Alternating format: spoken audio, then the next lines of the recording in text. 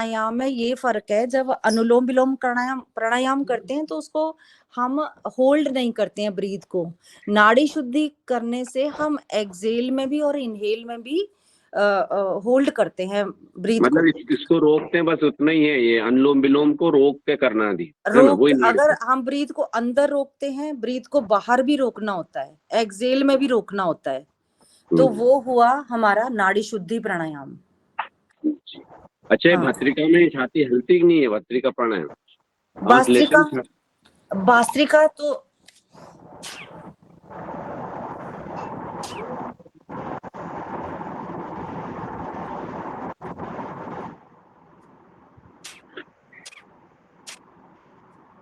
ये हमेशा करते हैं, सही है गलत देखना, चेक करना।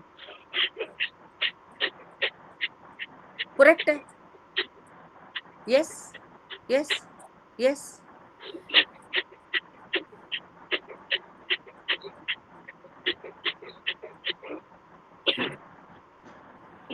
ये सही है गलत है? ये सही है। ये भस्त्रिका जो है वो सब लोग नहीं कर सकते, सब लोग नहीं कर सकते हैं, ठीक है। ये जो कर रहे हैं वो तो प्रैक्टिस करें, है ना। लेकिन जो दूसरे लोग हैं, बहुत कुछ देखना होता है ना, सब लोगों का बॉडी अलग अलग होता है ना। भस्त्रिका प्राणायाम बहुत अच्छा है, बहुत अच्छा है, लेकिन हर हर लोग नहीं कर सकते हैं। हाँ, इतना, ये बहुत हीट प्रोड्यूस करता है, ठीक है। मेरी बात समझ में आ रही है? जी जी जी, आ रही। ये प्राणायाम जो है बहुत हीट प्रोड्यूस करता है ये हम अंदर से, तो उसको करने से कोई दूसरे भी साइड इफेक्ट भी हो सकते हैं। तो जो करते हैं वो ही कर सकते हैं इसको, क्योंकि फेस टू फेस देख करवाने में ही ना पता लगता है कि उसके फेस के एक्सप्रेशन क्या है। तो अच्छा, आप अच्छा। जो करते हैं वो तो कर सकते हैं, लेकिन वो इतनी हीट लेने में, कोई कोई लोग हीट ले सकता है ना इतनी, जी ऐसे। मैडम।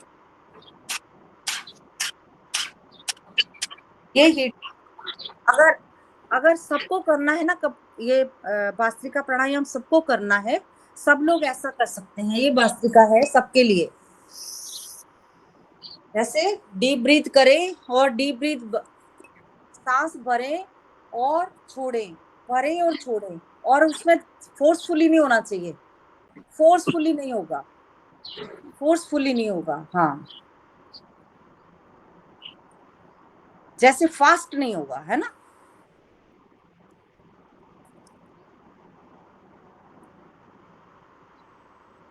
और कुछ? जी मैडम, धन्यवाद, बहुत ज्ञान प्राप्त हुआ आज जी। आपसे।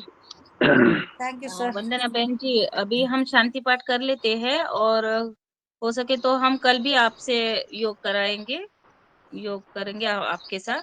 ठीक है, ठीक, देखते हैं। हाँ जी, चलो, हैंड से नमस्कार मुद्रा। सर्वे भवन्तु सुखिनः, सर्वे सन्तु निरामया, सर्वे भद्राणि पश्यन्तु, मा कश्चित् दुःखभाग् भवेत्। ओम शांति शांति शांति।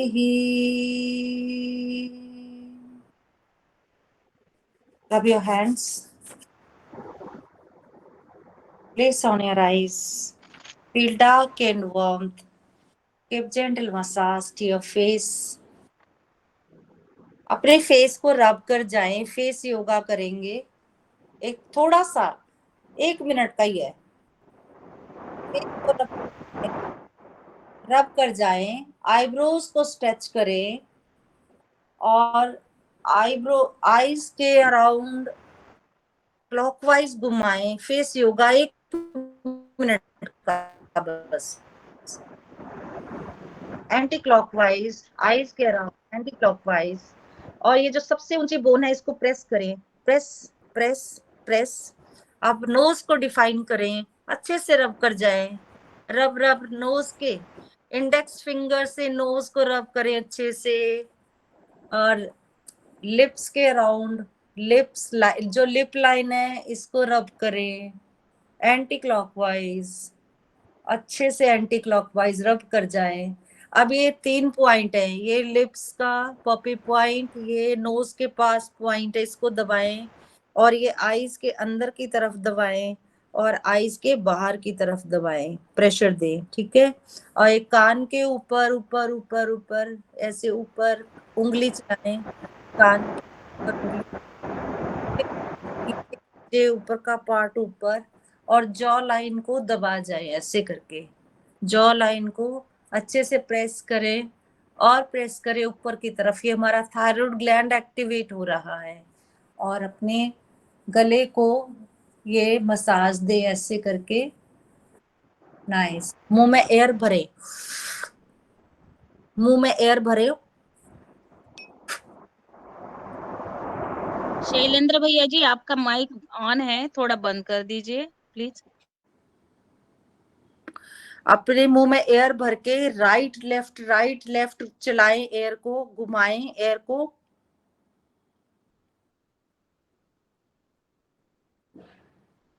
और फूंक मार के बाहर निकाल दे। हमेशा फ्रेश एयर भरनी है, मुंह में फ्रेश एयर भरे।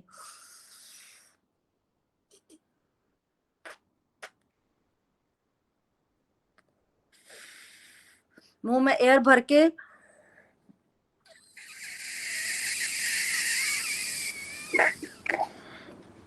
फ्रेश एयर मुंह में भर के, लास्ट है ये, लास्ट करेंगे। मुंह में फ्रेश एयर भरे और अपनी आईज और एयर और मुंह की तरफ, माउथ की तरफ प्रेशर दे।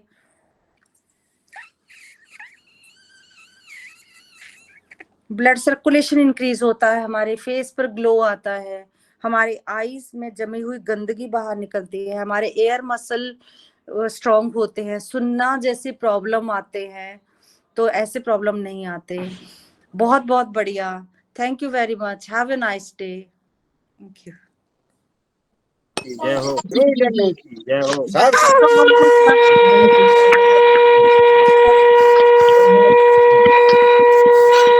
हैं। बहुत बहुत शुभ हो, आपका सबका दिन शुभ हो। थैंक यू जी, आपके बहुत लिए बढ़िया। आज की हमारी योगाचार्य बहन के लिए जोरदार तालियां हो जाए सदन की तरफ से। और पतंजलि योगा परिवार और पतंजलि योगा परिवार की तरफ से।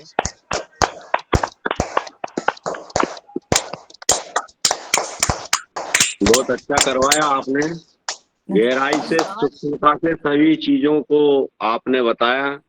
हाँ जी कि हम रोज योग प्राणायाम करते हैं, लेकिन आज भी आपसे कुछ न कुछ हमको सीखने को मिला, जी जी और जी इसलिए सदन की ओर से आपका बहुत बहुत धन्यवाद और जी बहुत जी बहुत आभार। जी ओम। जी जी, बहुत बहुत धन्यवाद। थैंक यू बहुत थैंक सुंदर यू। लगा। आदरणीय बहन कुसुम जी का बहुत बहुत धन्यवाद, जिन्होंने आज आपको आमंत्रित किया। थैंक यू तो जी। वरना हम इस योग से वंचित रहते थे।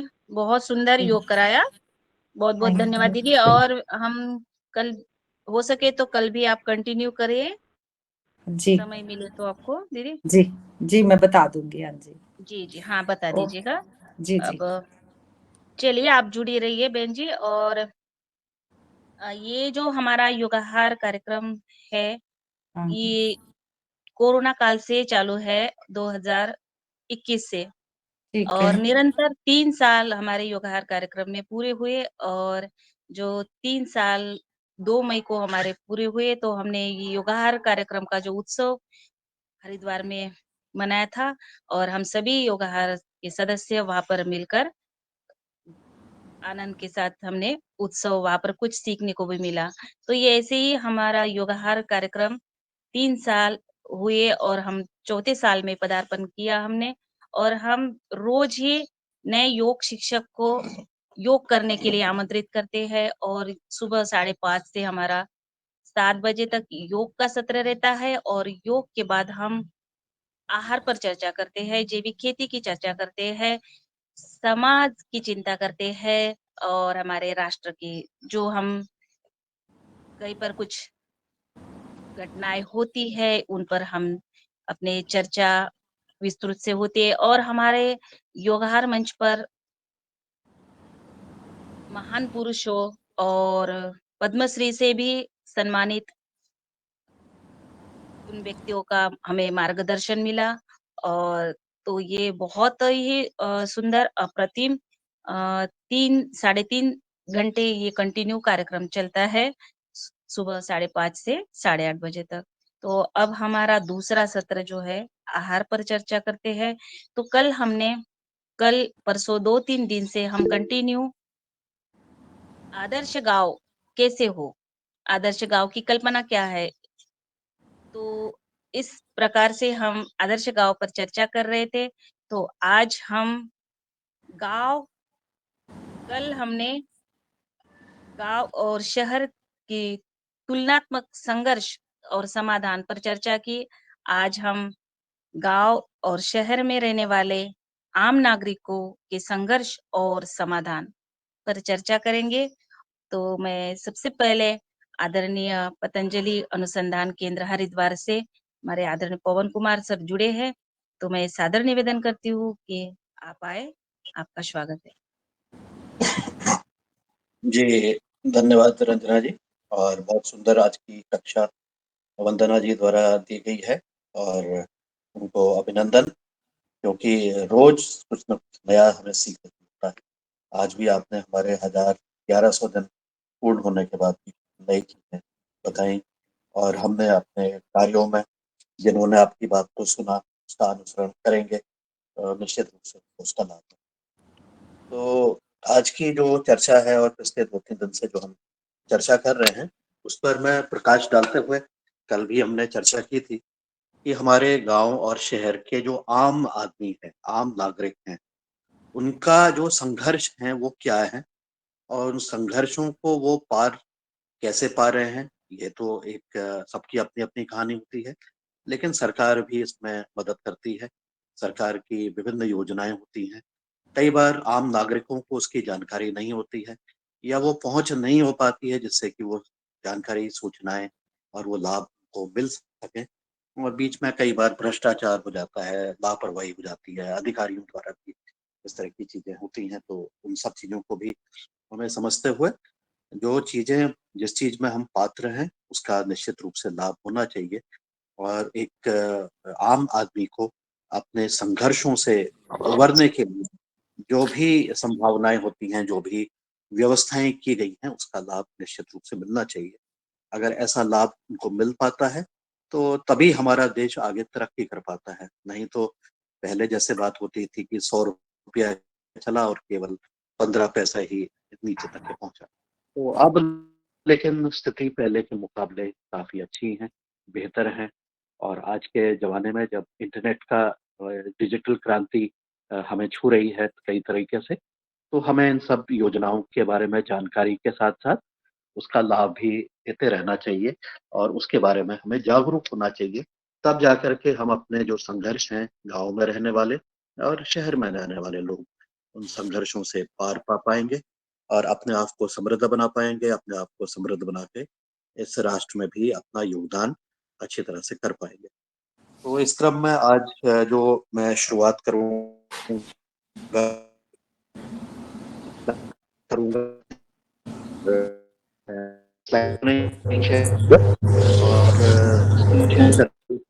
जो जानकारी उपलब्ध है डोमेन में उसको मैं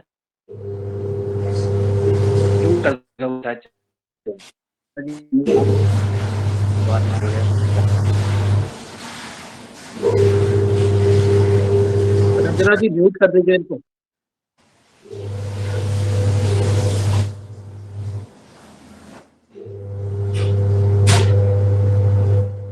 हेलो, मेरी आवाज आ रही है?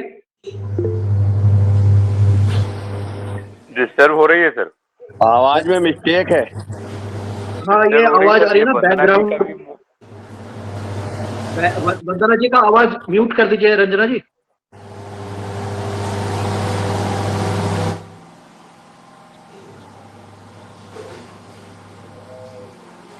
जी आदरणीय वंदना जी तक आवाज पहुंच रही हो तो वो अपना माइक म्यूट कर लीजिएगा।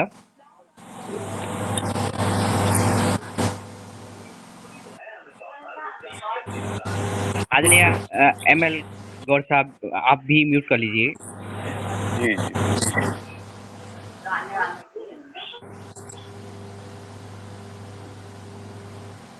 हेलो, अब मेरी आवाज आ रही है? मेरी स्क्रीन दिख रही है अब? हाँ जी, दिख रही सर। हाँ जी दिख रही है, दिख रही है। जी।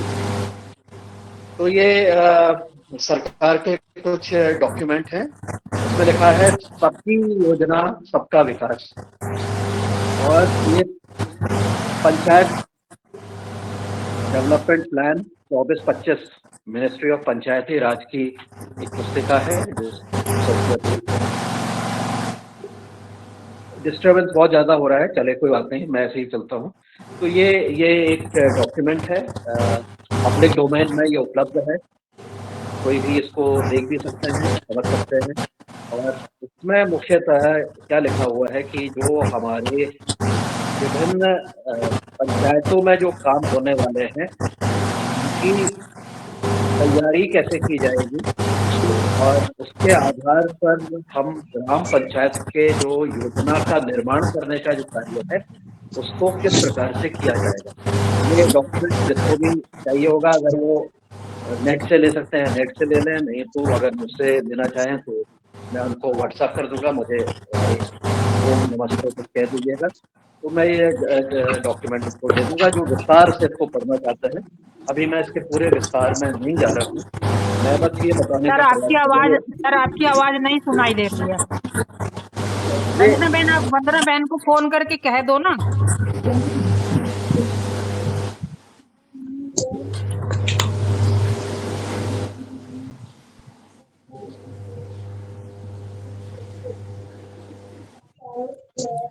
सुबह का बड़ा हो रहा है काम।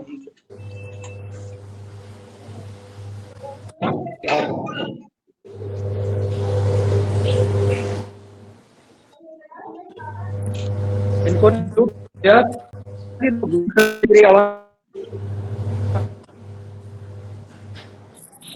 सर जब बंद कराना पड़ेगी वंदना बहन जी की आवाज, तभी सही आ पाएगी। आवाज में काफी व्यवधान आ रहा है। दिनेश जी, आप रंजन जी को फोन कर दीजिए, हो सकता है हाँ जी जी। आप हाँ, मैं कॉल करता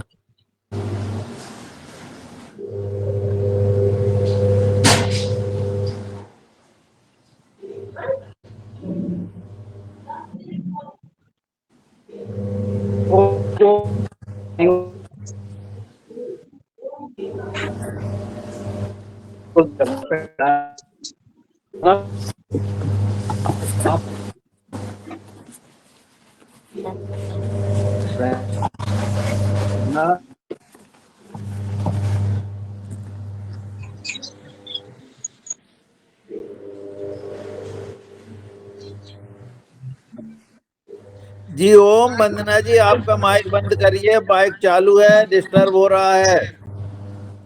जी ओम। और अस्तमा जी आप भी बंद करिए।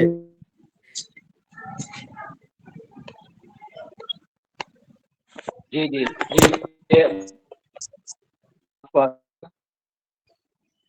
जी ओम बहुत बढ़िया।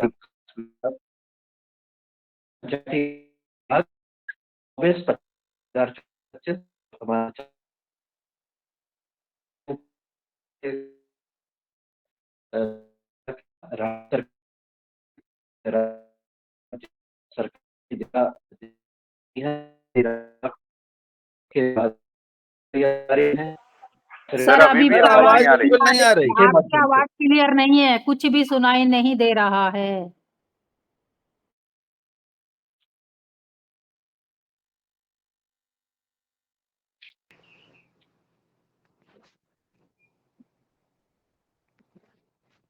जी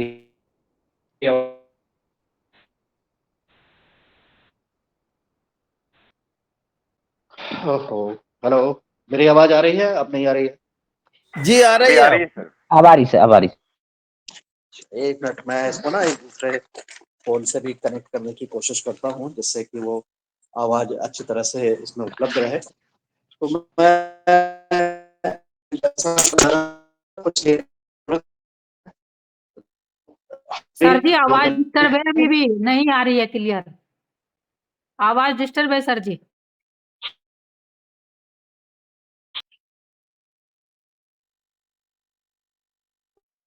एक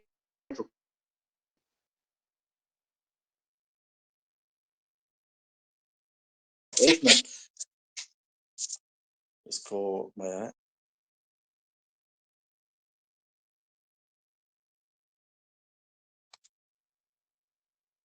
सर एक बार बाहर होके फिर से जुड़े, शायद आवाज़ सही आ जाए। जी जी जी, अब आवाज आ रही होगी ठीक? जी जी जी, बढ़िया आने लगी। अब ठीक है ना? अब ठीक है, मैंने दूसरे उससे भी कनेक्ट जी किया है, बढ़िया बढ़िया। तो शायद ये सिग्नल अब अच्छी तरह से आ रहा है। तो मैं फिर से ये स्क्रीन शेयर कर रहा हूँ क्योंकि ये काफी डिस्टरबेंस हो गया है। ये मेरी स्क्रीन दिखाई दे रही है आपको? मेरी स्क्रीन नहीं दिखाई अब दे रही है? स्क्रीन नहीं सर, अभी स्क्रीन नहीं दिखाई दे रही। एक मिनट,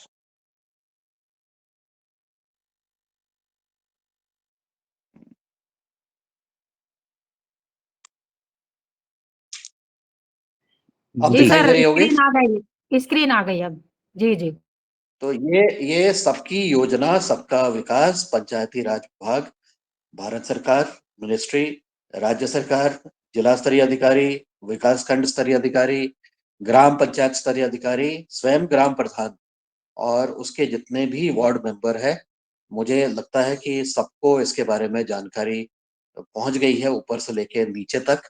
कि सब ग्रामवासी अपनी योजना बनाएं, अपनी आवश्यकता के अनुसार अपनी योजनाएं बनाएं, उस योजना के आधार पर उसका अनुमोदन कराएं अपनी ग्राम पंचायत में, और उसके आधार पर जो भी आवंटित बजट है उसके आधार पर वह अपने गांव की जो समस्याएं हैं, उसके जो कार्य होने हैं, उसके ऊपर सबका साथ रहे, सबकी भागीदारी रहे। इसी प्रकार से हम अपने गांव का अगर विकास कर पाते हैं तो हम गांव के जो आधार है, आधारभूत समस्याएं हैं और बहुत सारे जो कार्य हैं उसको हम संपादित कर सकते हैं। तो इसका एक पूरा डॉक्यूमेंट भारत सरकार ने बना रखा है और यह डॉक्यूमेंट उनके द्वारा नीचे स्तर पर कम से कम जिला स्तर तक पहुंच ही गया होगा। और जो ग्राम प्रधानों की और वार्ड मेंबर की समय समय पर मिनिस्ट्री के द्वारा प्रशिक्षण होता है, उनमें ये निर्माण कैसे करना है, उसको क्या कार्य होने हैं, इसकी क्या जिम्मेदारी होगी, इन सब चीजों के ऊपर विस्तार पूर्वक वो चर्चा भी करते हैं। इसके साथ ही एक बड़ा अच्छा सरकार ने काम किया है जो कि मैं कुछ समय से देख रहा हूँ, वो ये है कि मेरी अब दूसरी स्क्रीन आपको दिखाई दे रही होगी। जी ये दिखाई दे ये रही है। उसमें आप देखेंगे ऊपर से लेके नीचे तक जो लाल शब्दों में लिखा है, जितने भी सचिव हैं भारत सरकार के कई विभागों के, जैसे पंचायती राज विभाग हो गया, आपका सोशल जस्टिस हो गया, पानी हो गया, परंपरागत ऊर्जा हो गया, शिक्षा विभाग हो गया और स्किल डेवलपमेंट हो गया, फिशरीज हो गया, महिला बाल विकास, ग्राम विकास, स्वास्थ्य, पशुपालन, कृषि, इतने जितने भी हमारे सचिव हैं केंद्र स्तर के, उन्होंने साथ मिलकर के देखिए सबके साइन नीचे लिए हुए हैं। इन सारे के सारे अधिकारियों के साइन नीचे गए हैं वो कि हम साथ मिलकर के गांव के विकास के लिए, ये जो हमारी एक पहली थीम है, पहली थीम उनकी क्या है? Theme 1, poverty free and enhanced livelihoods village. वो ऐसा गांव की परिकल्पना जहाँ की गरीबी नहीं है और जहाँ पर आजीविका के जो साधन हैं वो बढ़ गए हैं, बढ़ रहे हैं, उसके तरफ उन्होंने एक अपना पत्र लिखा हुआ है कि हम जितने भी विभाग, जितनी भी योजनाएं, सब लोग साथ मिलकर के काम करें और अपने गांव को इस तरह से बनाएं कि वहां पर गरीबी नहीं हो और उसमें आजीविका के जो हमारे साधन हैं वो बढ़ सके। अब इस क्रियान्वयन में हम कह सकते हैं जी अभी तक के तो हमें जानकारी नहीं है, हमें तो इसकी सूचना ही नहीं है। लेकिन मैं ये बताना चाह रहा हूँ कि ये जो इस तरह की जो इतने सचिवों का एक साथ 3 या 9 3 12 13 सचिव केंद्रीय स्तर पर साथ बैठ करके अपनी अपने सिग्नेचर से एक साझा पत्र सब गांव, सब जो है ना मुख्य सचिव को राज्य सरकार के, उनको भेज रहे हैं कि ऐसे हम काम करके अपनी गांव की योजनाओं का हम अच्छी तरह से बना सकते हैं। तो ये एक बहुत अनुकरणीय जो है प्रबंध है और इसी क्रम में एक और जो अब मैं स्क्रीन शेयर कर रहा हूँ वो ये है कि ग्राम पंचायत में महिलाओं की भागीदारी ज्यादा से ज्यादा बढ़ाने के लिए महिला सभा का निर्माण कैसे किया जाए, उसका क्रियान्वयन कैसे किया जाए, महिलाओं की भागीदारी कैसे बढ़ाई जाए, इस पर भी एक डॉक्यूमेंट मिनिस्ट्री ने निकाल रखा है। और अब ये सारे जो कागजात हैं ये अपेक्षा की जाती है कि सरकार के अधिकारी जाएंगे और जनमानस को इसके बारे में बताएंगे। लेकिन ये मुझे लगता है कि अपूर्ण कार्य है, क्योंकि जब तक के इसमें जो जनता है, ये जो लोग हैं, उसके बारे में जब वो जागरूक नहीं होंगे और उसके बारे में वो खुद मांग नहीं करेंगे कि उसके बारे में जो अलग अलग योजनाएं हैं, अलग अलग जो सरकार की उसकी जो नीति निर्धारण के तरीके हैं, जैसे महिला के ऊपर वो काम करना चाह रहे हैं, उन्होंने अपनी गाइडलाइन दी है, तो इसके ऊपर वो जब तक के जनमानस सब लोग तो नहीं हो सकते हैं, लेकिन कुछ लोग अगर जाकर के पूछें कि हमारे गांव में, हमारी गांव पंचायत में क्या क्या चीजें हो रही हैं, कैसे कैसे उसका क्रियान्वयन होने वाला है, उसके लाभार्थी हमारे कौन कौन होंगे, किस प्रकार से होंगे, तो ये कई सारी जानकारी हम लेते हुए अपने गांव को आगे बढ़ने में और जो अपात्र व्यक्ति हैं उन तक के हम अपनी बात को पहुंचा सकते हैं। मुझे लगता है कि ये जो जागरूकता का जो कार्यक्रम है इसको जन आधारित होते हुए केवल सरकार के भरोसे नहीं छोड़ना चाहिए कि सरकार के अधिकारी आएंगे, वो बताएंगे, तभी हम उनकी बात को समझेंगे, अपनी तरफ से हम कोई प्रयास नहीं करेंगे। तो ऐसी मानसिकता को छोड़ करके अगर हम जागरूक होते हैं और इस तरफ बढ़ने का प्रयास करते हैं तो निश्चित रूप से हमें इस तरफ जो भी विभिन्न कार्य जो हैं उसको करने पर काफी हमें मदद मिलेगी। तो ये मैंने आपको कुछ एक उदाहरण मैंने बता रखे हैं कि ये जो कार्य है तो इसको हम किस प्रकार से अंजाम दिया जा रहा है, सरकार के द्वारा कार्य किए जा रहे हैं, सरकार के साथ हमारा रवैया, हमारा कार्य करने का तरीका सहयोगात्मक अगर है तो बहुत सारे लोगों को हमारे थोड़े से प्रयास से इसका फायदा मिल सकता है, ऐसा मेरा मानना है। और हमारी जो अब चर्चा हमने जारी रखनी है, मैंने आपको कुछ एक उदाहरण दिए हैं कि ये ऐसा ऐसा सरकार की योजनाएं चल रही हैं। अब आवश्यकता यह है कि हमारे जो साथी हैं, पहले तो आप सब लोग इन गाइडलाइंस को ले लें, इसको नेट से आप डाउनलोड कर लें, अगर कोई परेशानी होगी तो मुझे उसके बारे में बता दें, मैं उसको आपको व्हाट्सएप कर दूंगा। और ये जो जानकारी है ये कहाँ पर मिल रही है इसको मैं अभी चैट बॉक्स में अभी डाल देता हूँ, जिससे कि आपको कोई परेशानी नहीं हो। और मैं भारत सरकार की जो वेबसाइट है उसका लिंक मैं अभी चैट बॉक्स में डाल दूंगा, मैसेज बॉक्स में, तो आप भी उसको खोल के और उसको आप यह है जी G PDP gram panchayat development plan .nic.in index, ये मैंने अभी चैट बॉक्स में डाल दिया है। तो इसमें करके आप इसकी सारी वेबसाइट को आप देखिए। ये जमाना डिजिटल का है, जैसा हम बार बार कहते आ रहे हैं, तो डिजिटल तरीके से ये सब सूचनाएं सरकार ने अपने अपने पोर्टल्स में, सारी मिनिस्ट्रीज ने ये जानकारी सबको सुलभ करा दी गई है। और आशा की जा रही है कि जो हम प्रबुद्ध नागरिक हैं वो उन जानकारियों का संज्ञान लें, उसके बारे में पढ़ें, संबंधित अधिकारियों से बातचीत करें, जो भी आपका केंद्र बिंदु है सरकार के, जो भी गांव पर आप काम करना चाहते हैं वहां पर भी जाकर के वहां के प्रधान जी से भी बातचीत करके, वार्ड मेंबर से बातचीत करके और जो पात्र व्यक्ति हैं उनके बारे में जानकारी रखते हुए ये सब चीजों को साथ अपना योगदान करेंगे तो निश्चित रूप से इसका फायदा होगा। तो जिस प्रकार से हमारे ग्रामीण क्षेत्रों के लिए इस तरह से ये पोर्टल बना है, उसी प्रकार से हमारे जो शहरी क्षेत्र हैं वहां पर भी इसी तरह से योजनाओं का निर्माण और योजनाओं को क्रियान्वित करने की गाइडलाइन दी गई है। उसको प्लानिंग नहीं की गई है, प्लानिंग करने की जिम्मेदारी वहाँ के ग्राम पंचायत और वहाँ के स्थानीय लोगों को दी गई है, लेकिन कई बार विभिन्न कारणों से वो उसमें भागीदारी नहीं निभा पाते हैं। हमारी हमारा दायित्व ये होना चाहिए कि हम लोगों को जागरूक करके उनको, पात्र व्यक्तियों को वो योजनाओं का लाभ मिल सके और जिससे कि आम जो जीवन है, आम आदमी जो है, उसके जो संघर्ष हैं, उसके इन योजनाओं के माध्यम से उनके संघर्ष कुछ कम हो सके। तो आज इस विषय को ध्यान में रखते हुए जो ग्राम पंचायत का जो डेवलपमेंट प्लान है उसमें क्योंकि 28-29 विभाग कुल मिलाकर के आते हैं, तो हर एक ग्राम पंचायत में सरकार के द्वारा और उसके अधिकारियों के द्वारा, उसके कर्मचारियों के द्वारा अलग अलग पर समय पर इसका एक सर्वे भी किया गया है। और उस सर्वे में उन्होंने जितने भी विभाग हैं उन विभागों से संबंधित आंकड़े भी उठाए हैं और उनकी वर्तमान स्थिति को भी दर्शाने का प्रयास किया है। हर एक चीज में कि यहाँ पर उदाहरण के लिए कृषि में अगर हम लेते हैं तो उसके मानक ये रखे गए हैं कृषि में कि कितने परिवार कृषि आधारित गतिविधियों में सम्मिलित हैं, कितने परिवार गैर कृषि गतिविधियों में सम्मिलित हैं। तो ग्राम पंचायत में कुल परिवारों में से कितने कृषि पर आधारित हैं, कितने गैर कृषि पर आधारित हैं।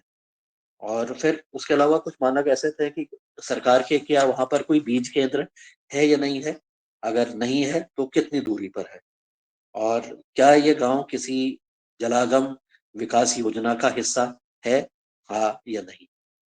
इसके अलावा हमारे गांव में क्या वहां पर कोई बरसाती जल संग्रह करने के लिए सामुदायिक रूप से कोई पॉन्ड, चेक डैम, इस तरह की सुविधाएं का निर्माण किया गया है या नहीं किया गया है।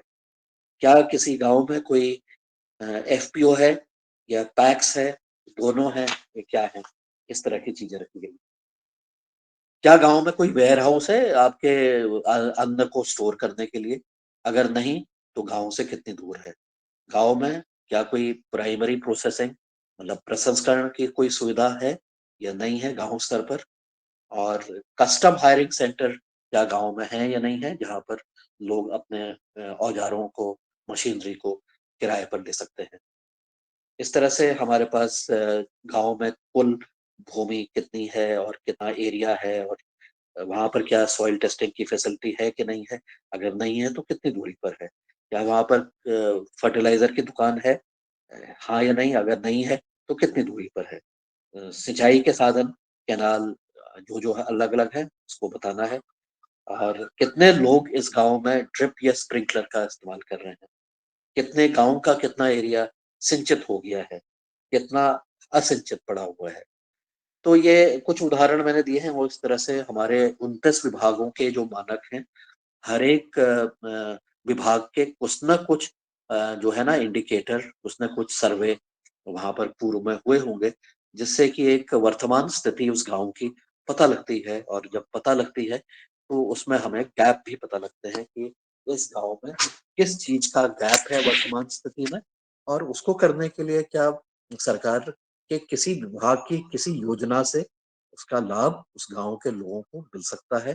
तो उसको अपने ग्राम पंचायत डेवलपमेंट प्लान का अगर वो हिस्सा बनाते हैं तो, और उसका क्रियान्वयन करते हैं, उसका अनुश्रवण करते हैं, उसकी देखरेख करते हैं, उसकी निगरानी करते हैं, तब जाकर के हमारा गांव एक समृद्ध ग्राम की तरफ आगे बढ़ पाएगा। अगर हम ऐसा नहीं करते हैं, हम ये सोचते हैं कि केवल सरकार ही हमारे लिए सारा कुछ कर लेगी या कोई संस्था ही आकर के हमारे लिए कुछ कर लेगी, तो मुझे लगता है कि आपको ज्यादा समय लगेगा, बहुत ज्यादा समय लगेगा। लेकिन अगर गाँव के कुछ जागरूक व्यक्ति, जैसा कि कल चर्चा भी हो रही थी कि केवल 5 लोग ही अगर गाँव के तैयार हो जाते हैं और वो कुछ ठान लेते हैं, तो निश्चित रूप से एक सकारात्मक रूप से चीजें आगे बढ़ जाती हैं। इसके साथ ही बहुत सारे हमारे साथियों के विचार भी थे, उनके अपने प्रश्न भी थे और उनकी अपनी बातें भी थी। तो मैंने अभी आपको कुछ चीजों का खाली एक रूपरेखा निकाल दी है, विस्तार पूर्वक तो वो इसको बताया भी नहीं है। तो इसको, इस विषय पर हम लोग अब चर्चा कर सकते हैं, अपनी बातें बोल सकते हैं, अपने अनुभव साझा कर सकते हैं। मुझे मालूम है कि हमारे देश में हमारे पूर्व के जो हमारे अनुभव रहे हैं बहुत अच्छे नहीं रहे हैं, तो इसलिए हमारे पास जो अनुभव भी होंगे बहुत सारे नकारात्मक भी रहे होंगे।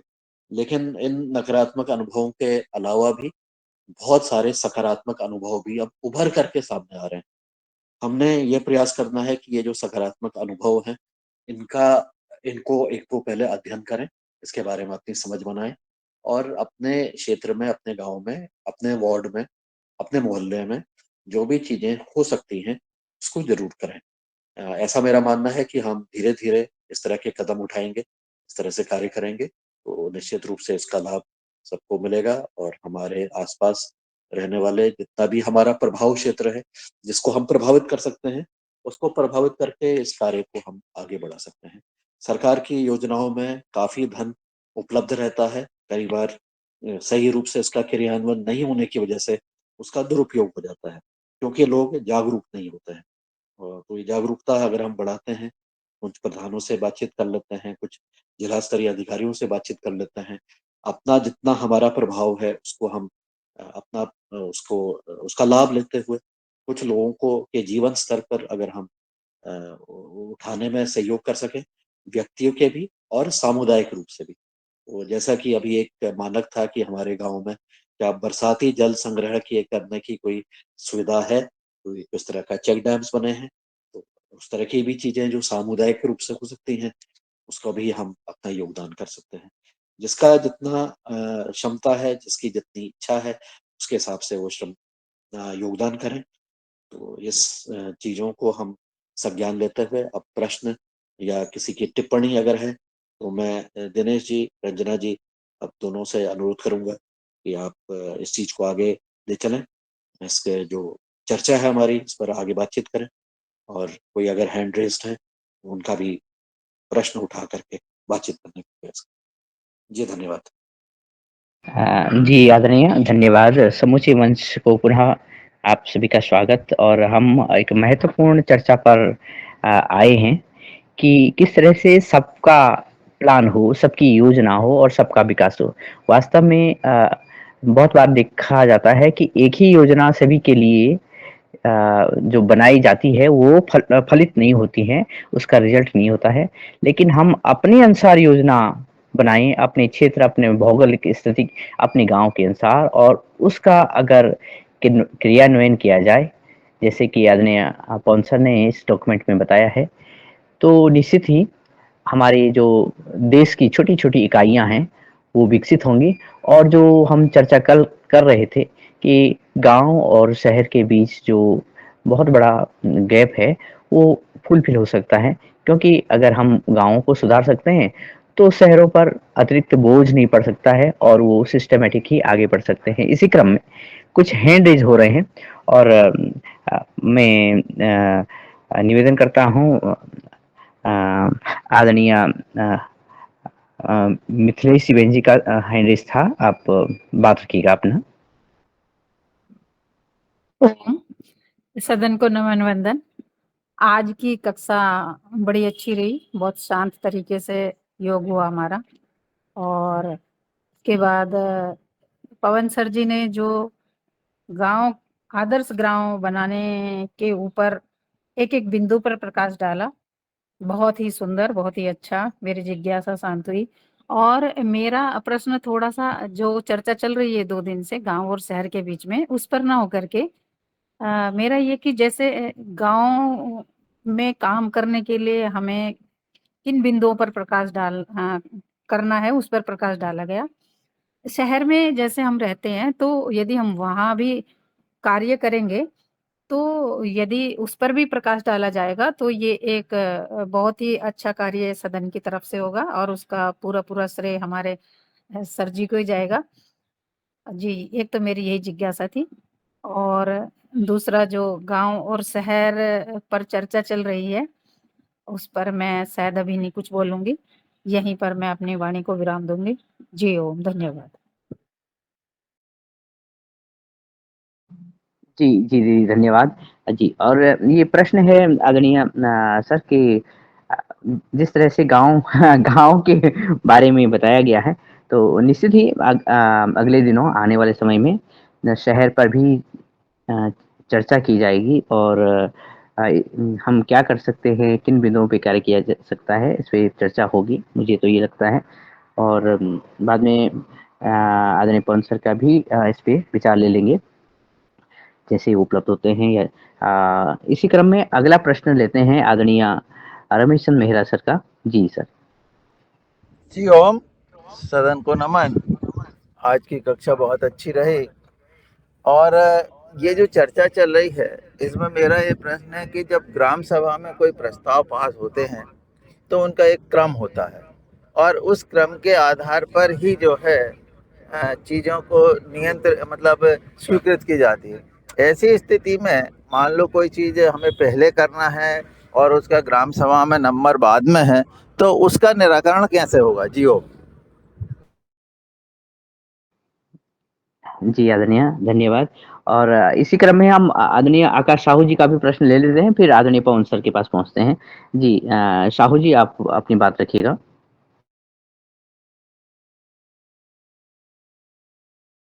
जी, संभवतः आकाश साहू जी तक आवाज़ नहीं पहुँच रही है और मैं वापस आना चाहूँगा आदरणीय पवन कुमार सर तक। 2 प्रश्न हमारे पास आए हैं कि जिस तरह से हम गाँव की चर्चा कर रहे हैं, उसी तरह से हम शहर की विभिन्न बिंदुओं पर जिस पे कि हम कार्य कर सकते हैं, पहली बात। और दूसरी बात ये कि जो गाँव की जो प्लानिंग है, क्रमवार जो अलग-अलग क्रम के अनुसार जो कार्य हैं, तो इस पे लगभग ऐसे कुछ प्रश्न आदरणीय रमेश मेहरा जी ने रखा है। जी आदमी।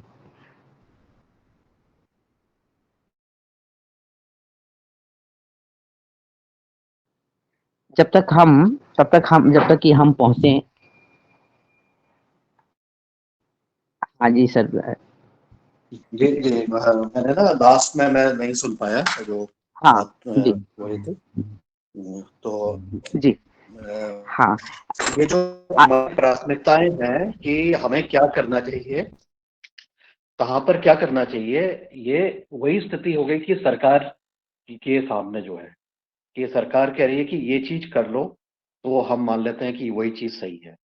मेरा ये मानना है और मेरे अपने अनुभव के आधार पर ये हमारे लिए समझना बहुत ज़रूरी है कि ये योजना है, ये किसके लिए है। अगर हम उस ग्राम के वासी हैं और हमारी अपनी कोई समस्या है, तो हमें उसके अनुरूप जो समस्या के अनुरूप उसकी योजना का निर्माण करना चाहिए। इसमें अगर कोई ग्राम के बाहर का व्यक्ति है, जो कि सीधे उससे संबंधित नहीं है, तो उसकी भूमिका केवल एक सुगमकर्ता की है। उसने चीज़ों को सुगम बनाने का कार्य करना है और वो सुगमता से कार्य कर सकें और ग्रामवासी अपनी योजना का निर्माण स्वयं करते हुए उसका क्रियान्वयन करने पर उसकी अनुश्रवण भी कर सकें, मॉनिटरिंग भी कर सकें और उसको स्थायी रूप भी दे सकें। ऐसा मेरा मानना है कि बिना उसके आप योजनाएँ जो हैं, अगर केवल हमारे आधारित हो जाती हैं कि हमें क्या अच्छा लग रहा है या हमें किस चीज़ की समस्या लग रही है, हमें लगता है कि ये समस्या है, चलो इसका समाधान के लिए हम कार्य करते हैं। फिर हम गाँव वालों से कहेंगे चलो तुम्हारे वहाँ ना पानी की बहुत समस्या है, तुम इसके लिए पर काम करो। वो हो सकता है कि उससे संबंधित कोई और भी चीज़ हो जो कि उस पानी की समस्या को प्रभावित कर रही है। तो ऐसे करने पर जब हम अपनी बातों को दूसरे के ऊपर अगर हम थोपेंगे, तो कई बार ऐसी सॉल्यूशन भी नई समस्या को जन्म देते हैं या वो सॉल्यूशन की तरफ नहीं बढ़ पाते हैं और या उसको जनमानस उसको नहीं एक्सेप्ट नहीं करता है और उसका जो है ना उसका फिर 100% फेलियर ही हो जाता है। मैंने ऐसे बहुत सारे अनुभव मेरे पास भी रहे। हमने भी ऐसे काम जब किया, हमें बहुत सारा फेलियर मिला। लेकिन जब हमने उसको वो जनमानस के अनुरूप अपनी योजनाओं को बनाने का प्रयास किया, पंचायत के साथ मिलकर के और लोगों के साथ मिलकर के, उनकी पूर्ण सहभागिता के साथ, उसमें चाहे महिला भी सम्मिलित हैं, चाहे बच्चे भी सम्मिलित हैं, पुरुष भी सम्मिलित हैं, युवा भी सम्मिलित हैं। उनके साथ मिलकर के एक मिनिमम लेवल लोग को साथ मिलकर के जब चलाने का प्रयास किया, तभी जाकर के वह एक स्थायी रूप से समस्या का भी समाधान हुआ और हम अपने कार्यों में भी जो हम चाह रहे थे कि हम ऐसा कुछ करें जिससे कि समाधान हो, ना कि हम ये चाह रहे थे कि हम जो चाह रहे हैं उस चीज़ का वहाँ पर फल मिले। हम चाह रहे हैं कि जो मुद्दा है, मुद्दे का समाधान, ना कि किसी की इच्छा को या किसी उसका। मुद्दा महत्वपूर्ण है, मुद्दे के आधारित सारी चीज़ें हैं और मुद्दे को समग्र रूप से समझना भी बहुत जी। जी आदरणीय धन्यवाद। और एक प्रश्न आदरणीय मिथिलेश जी का था, वो शहर को लेकर था कि शहर की भी कोई ऐसी योजना हो या शहर पे भी इसी तरह से कार्य किया जाए। और मेरा भी एक जिज्ञासा है कि जैसे गाँव छोटी यूनिट है और उसकी तो जो उसके जो मुद्दे हैं वो हमें पास से देखने को मिलते हैं। लेकिन क्या शहर में ऐसे संभव है कि क्योंकि शहर तो अपना आकार में बड़ा होता है और किस तरह से वहाँ के जो सिटीज़न्स हैं वो अपने मुद्दों को पहचान सकते हैं या उस पर कदम बढ़ा सकते हैं? जी। जी, जी। ये शहर वाला और ज़्यादा कॉम्प्लेक्स है। हालाँकि हर एक शहर पर अर्बन डेवलपमेंट डिपार्टमेंट कुछ एक योजना है, मैं उसको देख लूँगा। उसकी वेबसाइट में भी उपलब्ध होगी ये जानकारी। तो वहाँ पर भी इस तरह से नियोजन करने का और वहाँ पर ऐसे पात्र व्यक्तियों को चिह्नित करने का पूरी एक इकाई कम से कम हर एक शहर में अब स्थापित हो गई है। अर्बन डेवलपमेंट डिपार्टमेंट के माध्यम से, और उसमें अर्बन एरियाज में शहरी क्षेत्रों के लिए भी वहाँ के जो उसमें वहाँ पर कार्य करने का तरीका अलग-अलग है, और वहाँ पर ज़्यादातर जो कार्य है वो मेरे ख्याल से उद्यमिता के ऊपर ज़्यादा फोकस किया गया है मेरी जानकारी में। और साथ ही ऐसी जगह जिसको हम कहते हैं मलिन बस्तियाँ, वहाँ पर शौचालय और बाकी सुविधाएँ वगैरह देने का भी वहाँ पर प्रयास है।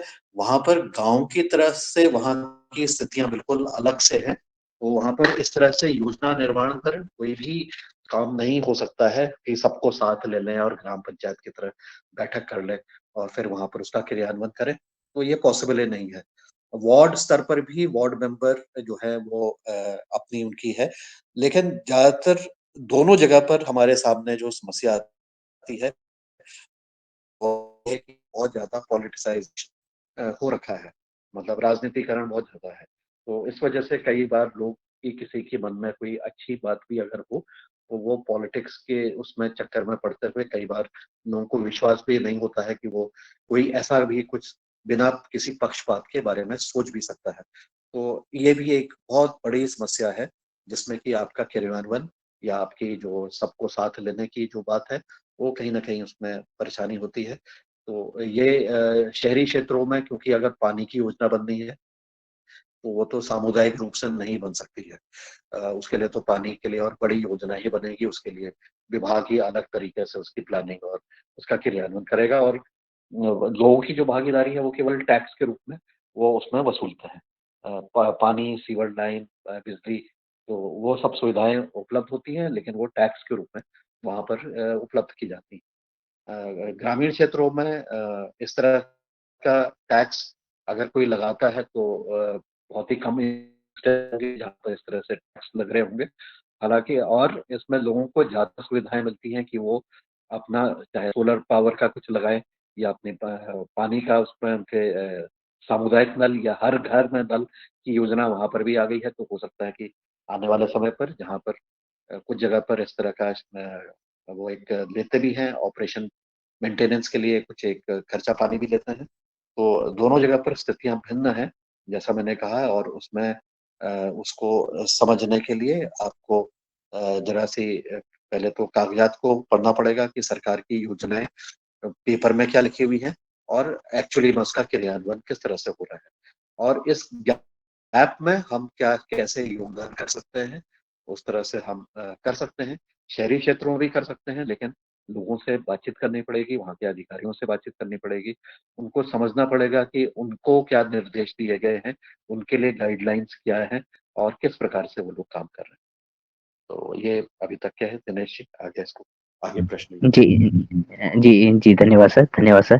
और निश्चित ही ये बात स्पष्ट है कि हम शहरों के लिए भी, गाँवों की तरह ही शहरों के लिए भी जितने हम जागरूक होंगे, उतने ही हम अपने कार्यों के प्रति और अपनी जो ड्यूटीज़ है, अपने कर्तव्यों के प्रति भी जागरूक होंगे, ये निश्चित ही है। और आदरणीय एमएल गौर सर, आपका हैंडेज है, आप अपनी बात रखिएगा।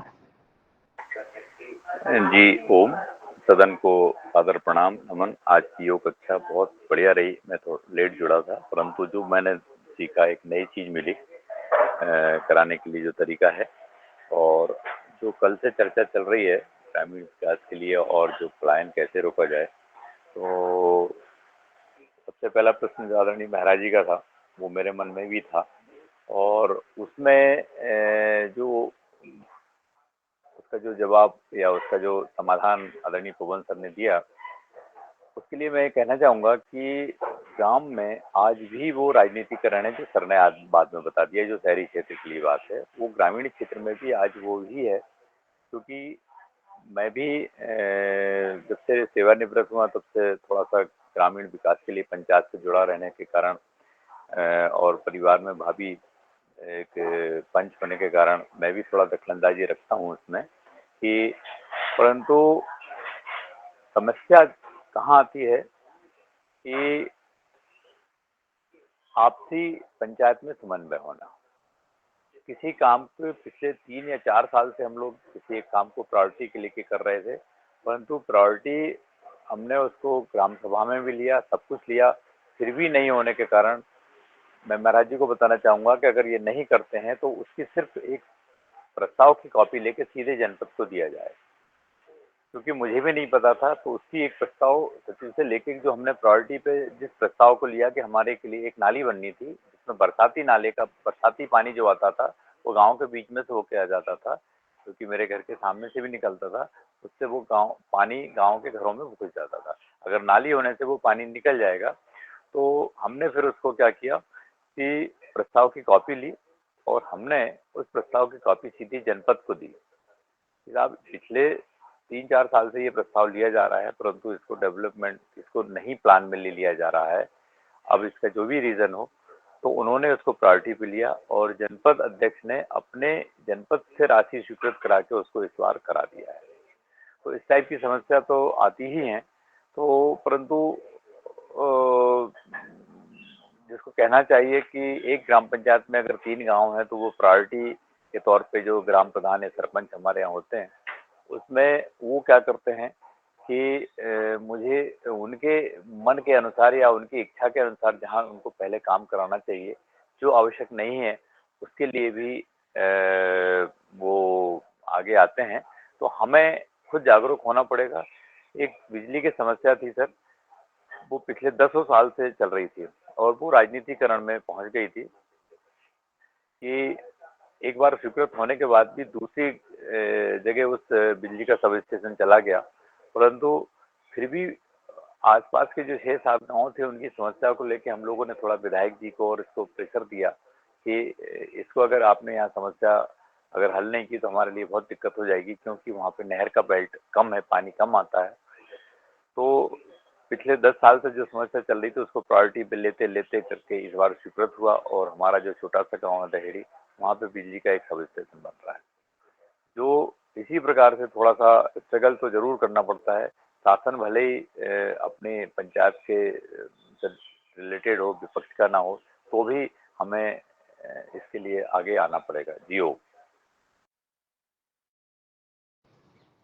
जी, जी आदरणीय धन्यवाद। आपने अपने अनुभव साझा किए कि किस तरह से गाँवों में कार्य किया जा सकता है और इसी क्रम में आदरणीय शरद वर्मा सर, आप अपनी बात रखिएगा और साथ में जी। सदन को कोटि-कोटि प्रणाम। गाँव की चर्चा चलती है तो जिज्ञासा कुछ ज़्यादा बढ़ जाती है और गाँव में अभी जैसे जो कार्य हो रहे हैं हमारे गाँव की अगर मूल्यांकन किया जाए, तो हमारे गाँव में वेयर हाउस है, खाद बीज के लिए सरकारी दुकान है जो बहुत अच्छे तरीके से संचालित हो रही है। स्कूल है, नल जल योजना है और हमारे यहाँ पे हॉस्पिटल है छोटा जानवरों के लिए और हमारे गांव में पोस्ट ऑफिस है। अधिकतर गवर्नमेंट की जो योजनाएं हैं हमारे यहाँ काफी अच्छे से लागू होती है। हम लोग वॉच करते हैं, देखते हैं कि कोई भी सरकारी योजना आ रही है तो हमारे गांव में लागू हो रही है, नहीं हो रही है। हमें राजनीति से मतलब नहीं होता है। जब सपोर्ट चाहिए रहती है तो जो भी पार्टी है गांव के अंदर, कांग्रेस हो या बीजेपी या जो भी हो, वो हमारा कहना उन्हें मानना पड़ता है और वो लोग हमें साथ देते हैं। ये हमारे यहाँ गांव की परंपरा है।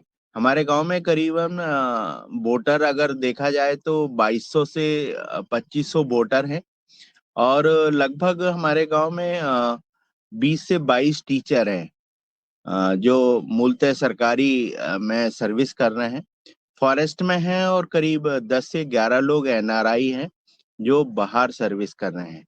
हमारे यहाँ गांव में एमएससी एजी अगर देखा जाए तो तकरीबन हमारे यहाँ एग्रीकल्चर के पढ़े हुए 70 लोग हैं जो कि एग्रीकल्चर की खेती कर रहे हैं और बड़ी बड़ी उन्होंने सर्विसेज ना चुनकर उन्होंने खेती चुना और खेती कर रहे हैं। हमारे गांव में तकरीबन 10 साल से कोई आग नहीं लगी है। मुन्नीलाल सर जी ने जब हमने गांव का सर्वे करवाया था तो उन्होंने देखा कि हमारे यहाँ कैसे ड्रिप की और कैसे स्प्रिंकलर की खेती होती है। तकरीबन हमारे यहाँ 100% किसान स्प्रिंकलर से खेती करता है। ऐसा एक भी किसान नहीं है, चाहे आधे एकड़ का हो या 10 एकड़ का हो या 100 एकड़ का हो, सभी लोग स्प्रिंकलर से खेती करते हैं। माँ नर्मदा जी की कृपा से तवा की मेन नहर हमारे यहीं से निकली हुई है। हमारे बाद दूसरी जगह जाती है तो हमें पानी की किसी भी तरीके से कोई कमी नहीं है। आदमी के पास भरपूर पानी होने के बाद भी वो स्प्रिंकलर से देता है। उसे ये बताया गया है कि आपकी फसल कैसे अच्छे से उत्पादित होगी तो आप लोग स्प्रिंकलर यूज करें। गांव में सरपंच बहुत हमारे यहाँ बहुत है, चुनाव कम होते हैं, निर्विरोध ही चुनाव बन जाता है। और जो शासन की योजना के अंतर्गत हम लोग जो सरपंच चुनते हैं, तो अभी 10-15 साल से हमारे यहाँ आदिवासी ब्लॉक है, ये केसला ब्लॉक में आता है, इसलिए यहाँ रिजर्व हो गया है कि आदिवासी ही सरपंच बनता है। तो शायद अब 20 साल हो गए हैं तो अब शायद वो भी मुक्त होगा इस साल। और ग्राम पंचायत में जो भी हमारे यहाँ सरकारी योजनाएं आती हैं वो पटल पर लिख दी जाती हैं। हमारे यहाँ हर हफ्ते में एक बार ग्राम सेवक को रहना अनिवार्य होता है। और हमारे यहाँ जो भी कृषि विभाग, उद्यानिकी विभाग, मछली पालन विभाग, सारे विभागों के अधिकारी हमारे गांव में आते हैं। नहीं आते हैं तो हम लोग मॉनिटरिंग रखते हैं, उसकी कंप्लेंट ऊपर वाले अधिकारियों को देते हैं। तहसीलदार को बोलते हैं कि आज पटवारी जी हमारे गांव में नहीं आए तो कृपया उनको भिजवावें। और अगर नहीं आता है तो फिर ग्राम सभा के प्रस्ताव द्वारा ऊपर शासन को अवगत कराते हैं कि ये अधिकारी लोग हमारे गांव में नहीं आ रहे हैं। हम लोग पवारखेड़ा के वैज्ञानिकों की संगोष्ठियां कराते हैं गांव लेवल पर कि कैसे गांव में आप लोग आए हुए और राजनीति से दूर रहते हैं। थोड़ा राजनीति के अंदर उतने हम लोग हैं नहीं, लेकिन जो राजनीति में जो बढ़ना चाहता है उसे हम बढ़ाते हैं। और जो विधायक हमें लगता है कि हमारे गांव में काम अच्छे करेंगे, हम उनका सहयोग भी करते हैं और उन्हें बुलाते भी हैं, उनका सम्मान भी करते हैं। माननीय हमारे यहाँ अभी जो विधायक हैं विजय पाल जी हैं, उनके द्वारा काफी गांव की सड़क बनाई गई, तो उनके काम को सराहे भी गया और उनको आने वाले चुनाव में सपोर्ट भी दी गया। पिछली बार जब काम नहीं किया था तो हमारे यहाँ हम लोगों ने कांग्रेस को जिताया था। हमारे यहाँ ये परंपरा नहीं है कि हम लोग एक ही किसी भी एक व्यक्ति को जिता दें। हमारे यहाँ जो काम कराएगा हम उसको हम जिताते हैं और उसको राष्ट्रीय नीति को देखकर हम आगे बढ़ते हैं। हमारे यहाँ जितने भी कार्यकाल होते हैं उनका पूरा सरपंच को पूरा बजट रखना पड़ता है। कुछ गलतियां हो जाती हैं, कुछ निर्माण में कुछ कमी आती है, ये कमी है। मैं सदन को बताना चाहूँ उतनी क्वालिटी से काम नहीं होता है। जैसे जो रोड बन रही है तो उसकी मॉनिटरिंग हम लोग वहां पे पीछे हैं, वो हम लोग नहीं कर पाते हैं। वो कैसे करें, अगर कोई कभी बता सके। हम लोगों ने कभी राष्ट्रीय स्तर पे भी ऐसी प्रॉब्लम आई, जैसे हमारे यहाँ हाईवे बन रहा था तो हमारे यहाँ हाईवे में नीचे से निकलने के लिए दूसरी साइड जाने के लिए पुलिया नहीं दी हुई थी। उन्होंने कहा साहब आप इतना बड़ा हाईवे है तो हम पुलिया नहीं देंगे, आप लोगों को 3 से 4 किलोमीटर घूम के आना पड़ेगा।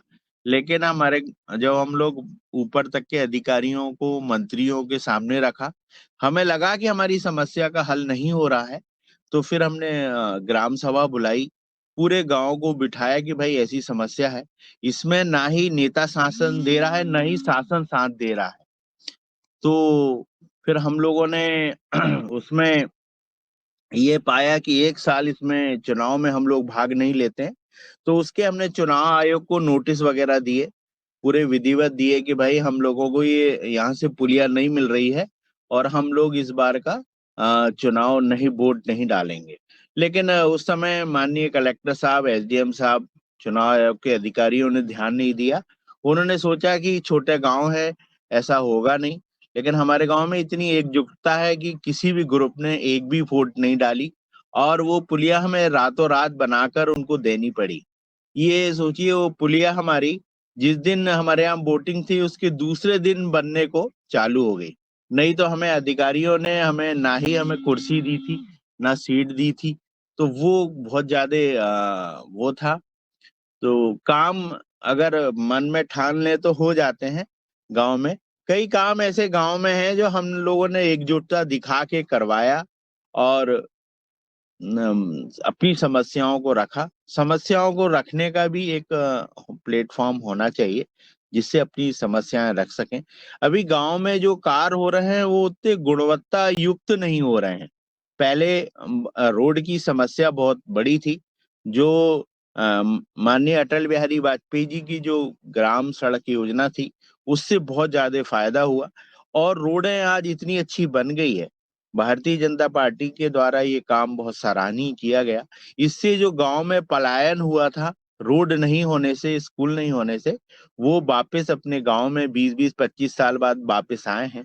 ऐसे तकरीबन हमारे यहाँ 25 घर हैं जो कि लोग बाहर गांव में चले गए थे और वो वापस अपने गांव में अपने पुराने घरों को सही करा के और फिर से उन्होंने अपने घरों को बनाया है और प्रधानमंत्री मकान योजना का फायदा लेते हुए उन्होंने मकान बनाए और वो अब इस समय अपने गांव में निवास कर रहे हैं और गांव का आनंद ले रहे हैं। जी ओम, प्रणाम।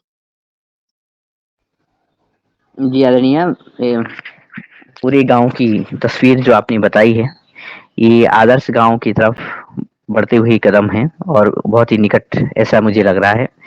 और आपका जो प्रश्न भी था कि जो गांव में होने वाले जो कार्य हैं गुणवत्ता के, उस पर हम अभी थोड़ी देर बाद आदरणीय पवन सर तक वापस पहुंचेंगे। इस प्रश्न से पहले आदरणीय डॉक्टर दुबे सर। धन्यवाद दिनेश जी, बहुत अच्छी चर्चा चल रही है। पवन सर ने जो डॉक्यूमेंट रखा और जिसके माध्यम से उन्होंने कुछ पहलू सामने रखे, तो निश्चित सरकार की पहल क्या है यह हमको थोड़ा समझने में मतलब इजी हुआ। अब इस 2-3 दिन से जो चर्चा चल रही है और पवन सर ने जो शुरुआत की थी उसको हम जो देखते हैं कि भाई पहले तो ये बात हुई थी कि देहात और शहर इसमें कॉन्फ्लिक्ट क्या है और वो कॉन्फ्लिक्ट कम कैसे किया जाए, इस पर हमारी चर्चा थी। उसी बिंदु में आज का हमारा तीसरा दिन है। तो ये कॉन्फ्लिक्ट कम कैसे हो इस संदर्भ में चर्चा जो चलनी चाहिए उस तरफ मेरे बात आगे बढ़ेगी, ऐसा हमको अपेक्षा है। जो मॉडल पवन सर के माध्यम से गवर्नमेंट ऑफ इंडिया का आया है, इसको मैं मोटे तौर पे कहूँ तो ये जियोग्राफिकल डेवलपमेंट का मॉडल है, मतलब भौगोलिक विकास का मॉडल है।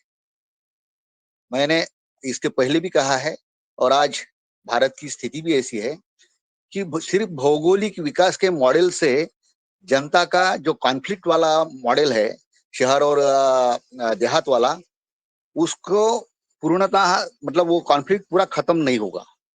ये जियोग्राफिकल मॉडल भौगोलिक विकास के मॉडल के साथ में हमको इनकम जनरेशन और ट्रेडिंग ये दो बिंदु जोड़ना बहुत अनिवार्य है।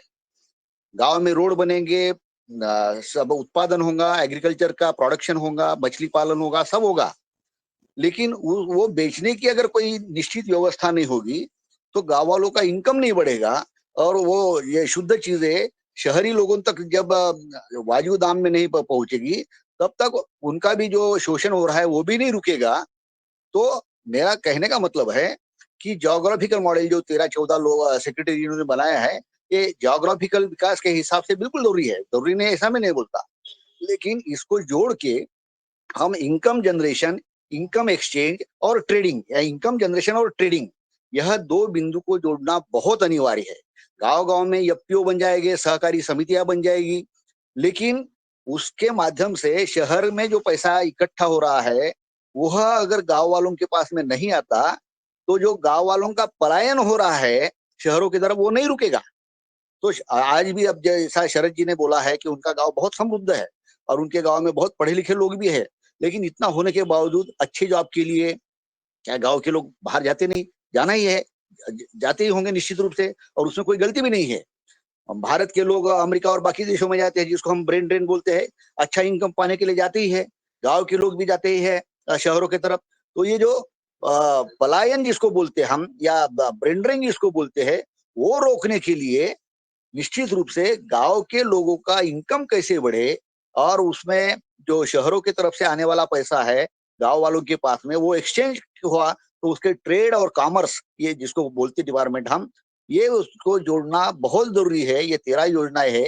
13 योजनाओं के साथ में जो इनकम और ट्रेडिंग ये दो बिंदु अगर जोड़े जाते हैं तो निश्चित रूप से सुजलाम सुफलाम वाली जो बात है वो होंगी ऐसा मुझे व्यक्तिशः लगता है।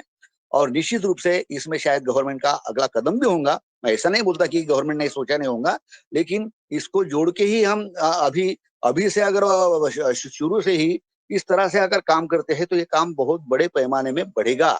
वरना पुराने मॉडल्स क्या है? पुराने मॉडल ज्योग्राफिकल डेवलपमेंट के मॉडल है, भौगोलिक विकास के मॉडल है। मैं जिस वर्धा जिले में रहता हूँ वहां पे सेवाग्राम है बापूजी का, और उस सेवाग्राम में करीबन 100 संस्थाओं ने करीबन 100 करोड़ रुपए से भी ज्यादा रुपया वो एक 4-5 हजार बस्ती के देहात के लिए डाल दिया है।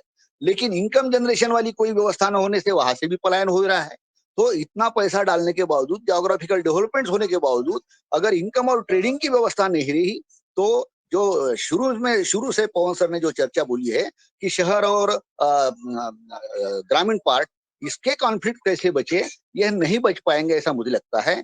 आज भी जो एग्रीकल्चर डेवलपमेंट होगी, एनिमल इंडस्ट्री, एनिमल डेवलपमेंट होंगी, फिशरी इंडस्ट्री और बाकी सब जो डेवलपमेंट होंगे इनको बेचने के पर्याय उनका मिनिमम एश्योर्ड इनकम कैसे रहेगा, उसके लिए जो मोदी जी ने जो 3 लॉ लाए थे कृषि लॉ, तो उसमें से हम ऐसा नहीं बोलते कि ये सब सारी व्यवस्थाएं सरकार ने ही खरीदना चाहिए करके, लेकिन सरकार अलग अलग कंपनियों को यहाँ पे भेजे, कंपनियों का एक नेटवर्क यहाँ पे आए तो वो ट्रेडिंग का पार्ट हो जाएगा और उसका भी एश्योरेंस उसमें रहे तो निश्चित रूप से ये ट्रेडिंग का पार्ट जब बढ़ेगा तो ही गांव में इनकम बढ़ेगा और कंज्यूमर्स और प्रोड्यूसर्स इसमें एक्सचेंज होगा।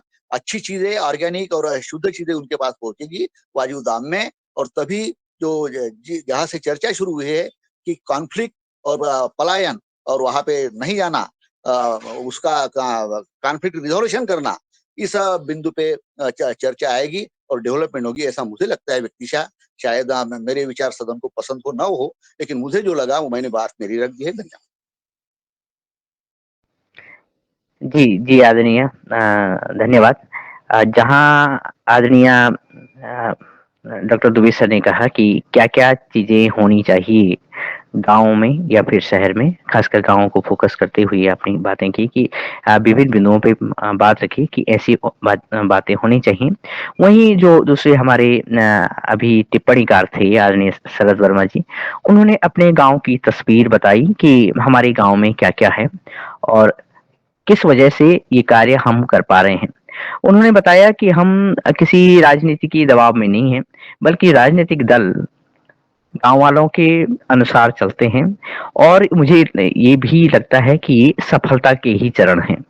जहाँ हम एक तरफ आदरणीय दुबे सर की तरफ से जो कि बहुत आवश्यक है, अपेक्षाएँ रख रहे हैं, वहीं एक दूसरे श्रोता के रूप में या वार्ताकार के रूप में आदरणीय शरद वर्मा सर को जब सुनते हैं, तो वो अपेक्षा न करके अपने कार्यों को रख रहे हैं और संभवतः जब दोनों बातें मिलती हैं, तो इस तरह के संघर्षों का समापन इस तरह सॉल्यूशन मिलना संभव है।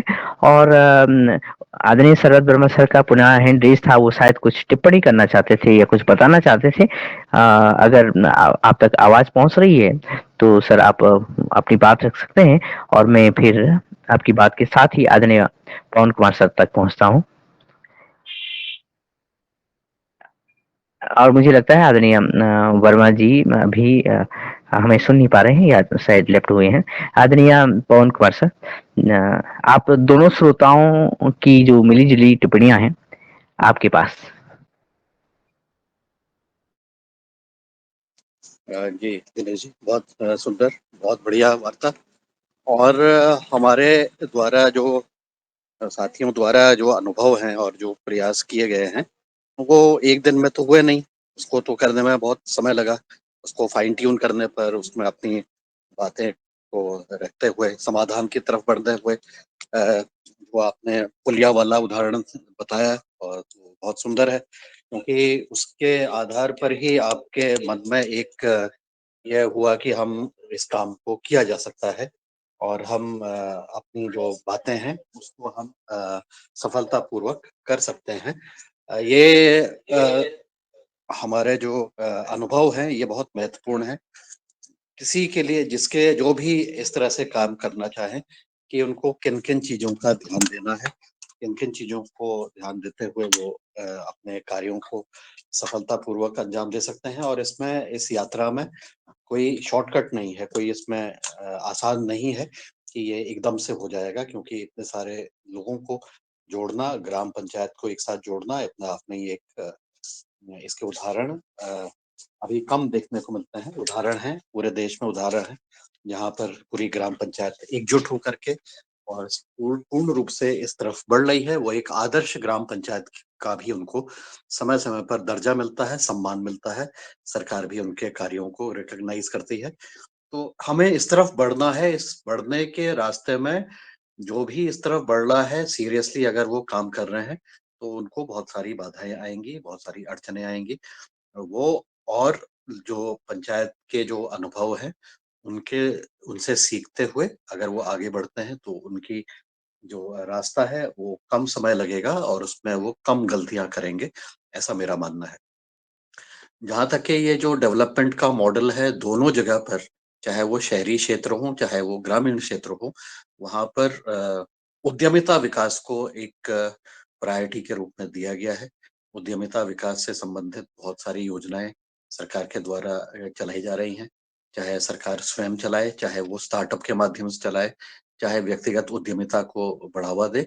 ज़रूरत ये है कि उसको हम किस प्रकार से टेक अप करते हैं और उसमें हम क्या-क्या चीज़ों को समावेश कर पाते हैं।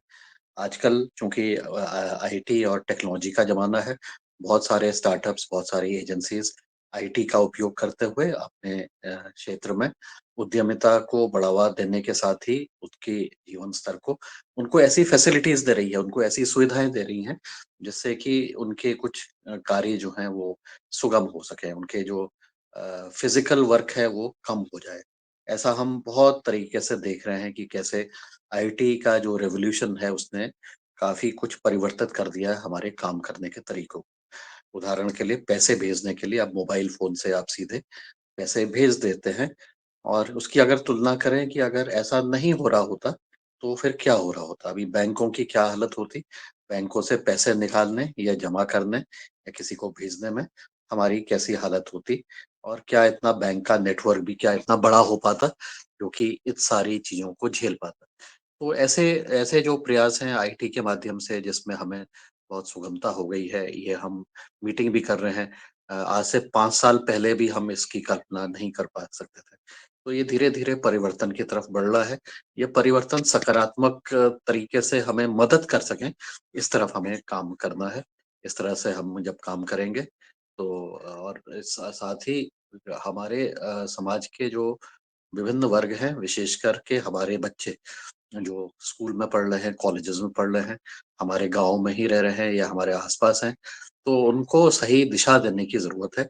कम से कम उनको अवेयर करने की ज़रूरत है। आगे वो जो करेंगे उनकी अपनी व्यक्तिगत चॉइस भी हो सकती है।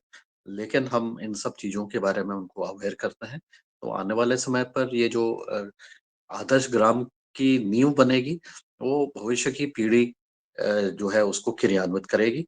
फाउंडेशन तो इस पीढ़ी को जो अभी वर्तमान में उसमें है, वो उसका नींव रख सकती है, लेकिन उसको आगे चलाने की ज़िम्मेदारी हमारे युवा पीढ़ी की होगी, ऐसा मेरा मानना है। तो युवा पीढ़ी इस चीज़ में आगे से ज़्यादा आकर के संज्ञान लेते हुए पहले तो अवेयर हो और अवेयर होने के साथ-साथ वो कार्य भी करेगी। तो ये चीज़ें जो हमारी एक आदर्श स्थिति की तरफ बढ़ने की है, क्योंकि मुझे लगता है कि आदर्श कहना एक बड़ा अच्छा-सा शब्द है, लेकिन उस तक पहुँचना, उसको मेंटेन करना बड़ा मुश्किल है, क्योंकि परिस्थितियाँ चेंज होती रहती हैं और उसका जो है ना एनवायरनमेंट चेंज हो जाता है, तो कभी भी कोई चीज़ आदर्श नहीं हो सकती है। लेकिन हम फिर भी अपने उसके लिए लक्ष्य को निर्धारण करने के लिए सोच सकते हैं कि हम आदर्श किसको मान रहे हैं। तो हर चीज़ में इम्प्रूवमेंट का स्कोप है, हर चीज़ में सुधार की गुंजाइश है। तो हर बार में हम चाहे कहें कि हम आदर्श हो गए हैं, लेकिन वहाँ पर भी सुधार की गुंजाइश हमेशा बनी रहती है। तो इतना ही मुझे कहना है आज के लिए। धन्यवाद दिनेश जी। मैं अपनी वाणी को विराम देता हूँ। और भी प्रश्न हैं तो उनको भी आप जी, जी, धन्यवाद सर। और इसी क्रम में जबकि अंतिम सूत्र रूप में आपने कहा कि जागरूकता ही आदर्श की राह को और आसान बनाती है। तो इसी क्रम में हमारे योग आहार कार्यक्रम की टीम से शायद आदरणीय मुनीलाल जी भाई साहब अथवा आदरणीय रंजना बहन जी बात रखना चाहते हैं, आप रखिएगा।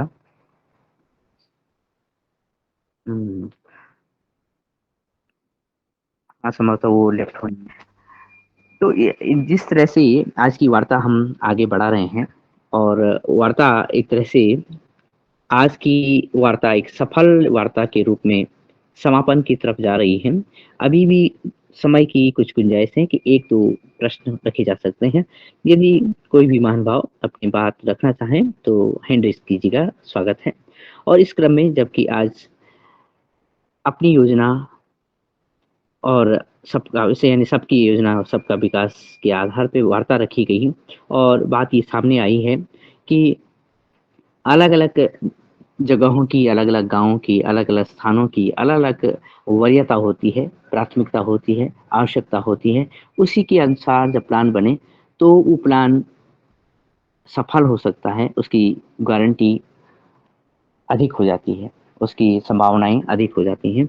जबकि अगर हम एक ही तरह का प्लान अगर सभी जगह के लिए सर्वव्यापी मान करके उस पे कार्य करें, तो उसमें सफलता पाना कुछ कठिन हो जाता है। लेकिन अगर प्लान बनाया भी, लेकिन अगर ग्रामीणों का जागरूक होना उसके लिए और भी अधिक आवश्यक हो जाता है। ये 2 उदाहरण हमारे सामने आए हैं।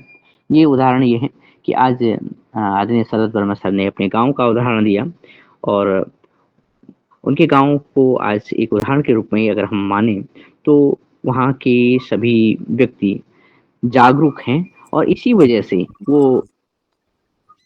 से अपने कार्यों को गाँव के अनुरूप, गाँव के लोगों के अनुरूप सभी लोग मिलकर के कर पा रहे हैं। इसी वजह से वो अपने गाँव के लिए रास्ता भी तैयार कर पाए हैं और महत्वपूर्ण बात ये कि उन्होंने कहा कि जो राजनीतिक दल हैं, वो भारत की सेवा के लिए, देश की सेवा के लिए, जनता की सेवा के लिए हैं।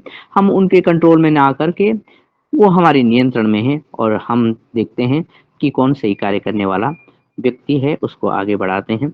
तो ये यहाँ से व्यक्तित्व निर्माण और नेतृत्व निर्माण भी गाँवों के द्वारा इस तरह से आगे बढ़ रहा है। ये महत्वपूर्ण बात आज की वार्ता से निकल के सामने आई है।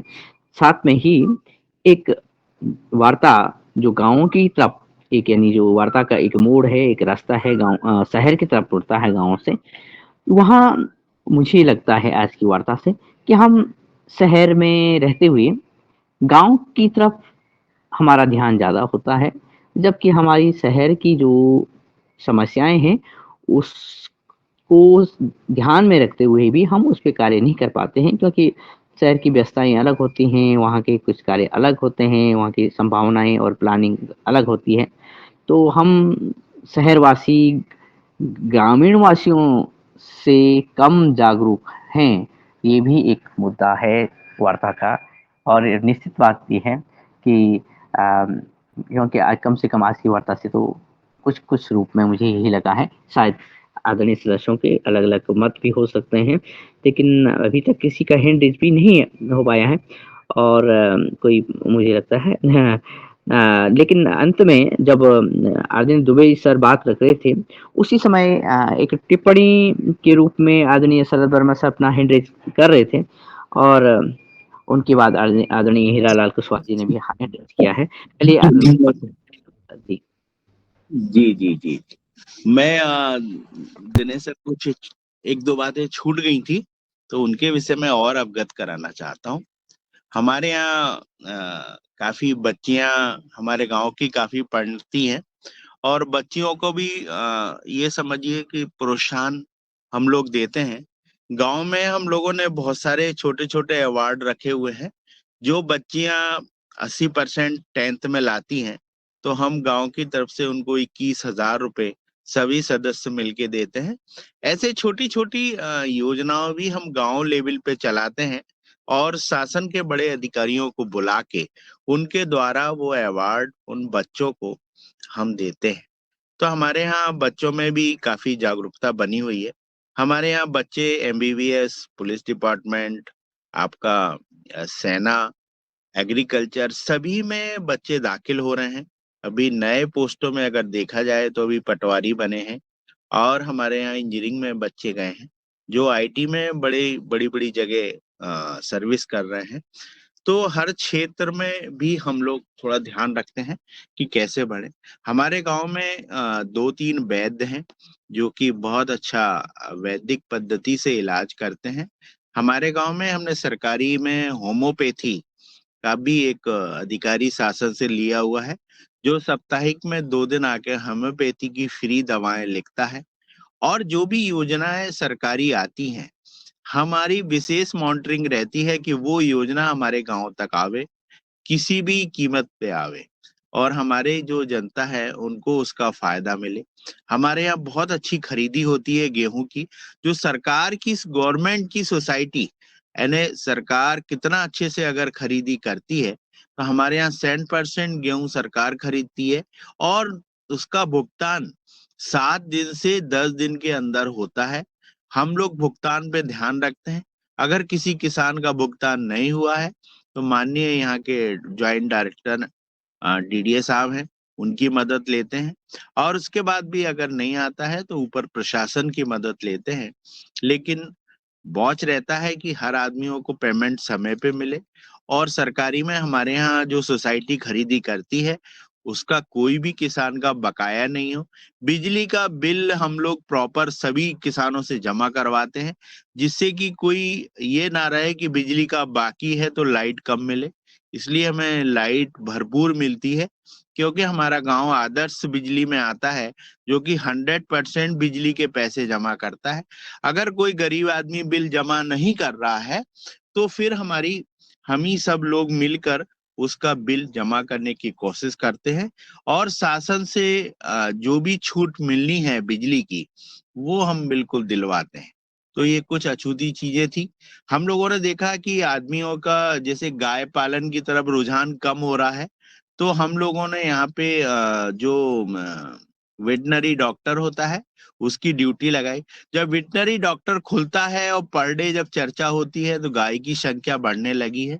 आज हमारे गांव में तकरीबन पिछले वर्षों से अगर देखा जाए तो संख्या, हमारे यहाँ गाय की संख्या बढ़ गई है।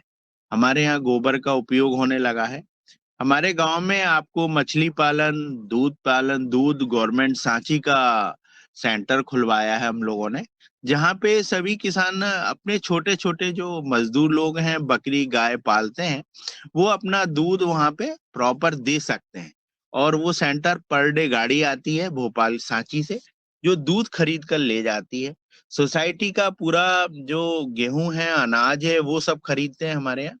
हम लोगों ने यहाँ पे ऑनर्स फैक्ट्री में छोटा सा हाट लगाते हैं, जो छोटी छोटी सब्जियां बेचने वाले हैं वो हाथ से बेचते हैं। तो वो सब्जियां वहां जाके ले जाके बेचते हैं और अच्छा मुनाफा कमाते हैं उस सब्जियों में। हमारे यहाँ फल के बगीचे पर्याप्त हैं। हॉर्टिकल्चर हमारे यहाँ का भी काफी समावेश है। यहाँ पे बहुत अच्छी, हमारे यहाँ पे आम पाए जाते हैं अचार के, और कलमी आम, जो कि पर्याप्त मात्रा में यहाँ मिलते हैं। कटहल की खेती होती है, अमरूद की होती है। बगीचों में अनाज में अगर उन्नति देखा जाए तो हमारा गांव कृषि कर्मा अवार्ड गांव है, जहाँ पे कि बहुत सारे अवार्ड लिए हुए हैं फसलों में। हमारे यहाँ हम लोग कृषि मंत्री सभी लोगों को गांव वाले मिलके बुलाते हैं और अपनी जो बड़ी समस्या है उनके सामने रखते हैं, और वो समस्याएं उनसे हल करवाते हैं। उनके एक टीम वर्क में वर्क करते हैं गांव लेवल पे, जिससे कि कोई काम अगर आया तो उसमें, जैसे अपने दुबे जी हैं अपने सदन में, ऐसे लोगों को हम लाते हैं और उन्हें जो भी हमारी बेचने में प्रॉब्लम है, या ऐसे रिटायरमेंट जो एग्रीकल्चर से हैं डायरेक्ट डॉक्टर हैं, उन लोगों को हम लगाते हैं कि आप लोग ऐसा करवाइए, और वो लोग बहुत सहयोग के साथ गांव की स्थिति को सुधारते हैं। तो हमने देखा गांव में अगर जागरूक टीम रहे तो काफी कुछ हो सकता है। हमने हमारे गांव में मुन्नीलाल सर को पूरा घुमाया हुआ है। पवन सर ने हमारे यहाँ मिट्टी परीक्षण की लैब के लिए, हमने वहां पे पॉलिटेक्निक कॉलेज भी है हमारे गांव में, तो हमने पॉलिटेक्निक कॉलेज में उनको ले गए थे पवन सर को, और वहाँ विधिवत पवन सर ने मिट्टी के विषय में पूरी जानकारी दी थी। और काफी जागरूक हमारे यहाँ के बच्चे यही पवारखेड़ा में एग्रीकल्चर में भी पढ़ने जाते हैं। तो जहाँ पे भी हमने पवन सर को ले गए थे कि एग्रीकल्चर के बच्चे हमारे यहाँ पढ़ते हैं सर, और उन्हें भी हमने पवारखेड़ा में जाके पवन सर को मिलवाया था। जो भी गणमान्य अगर आया है, मुन्नीलाल सर आए हैं, पवन सर आए हैं, तो हमारे गांव तक हमने अवश्य उनको ले गए हैं। उनके बच्चों से, जो भी हमारे गांव के बच्चे रहते हैं, जो नई ऊर्जा आती है, हम उन्हें अवश्य उनको मिलवाते हैं। और बस इतना ही कहना चाहता हूँ। जी ओम प्रणाम। जी सर, आपने अपनी गांव की लगभग संपूर्ण कथा कही है, और ये कथा सफलता की कथा है। और आपके जो शब्द है उसे मुझे तो ये लगा कि आज के दिन, और तो पता नहीं, लेकिन आज के दिन और इस गांव के माध्यम से गांव शहर पर भारी हो रहे हैं। और इसी तरह से ये सफलताएं अर्जित हों तो निश्चित ही शहर सुव्यवस्थित हो पाएंगे। और इसी क्रम में मैं आदरणीय हीरालाल कुशवाहा सर आप तक पहुंचता हूं।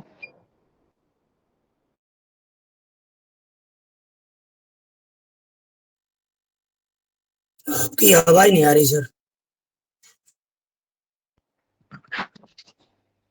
अच्छा, जी जी सर, आदरणीय हीरालाल कुशवाहा सर, अभी आदरणीय शरद वर्मा सर ने अपने गांव की बात रखी, और वार्ता ये थी कि आज आदरणीय पवन सर ने जो सबकी योजना, सबका विकास पर एक वार्ता रखी, और वार्ता यहाँ तक आ पहुंची कि आदरणीय शरद वर्मा सर ने कहा कि हम अपने गांव के लिए क्या कर रहे हैं, हमारी क्या योजना है, और हमारे क्या कार्य है।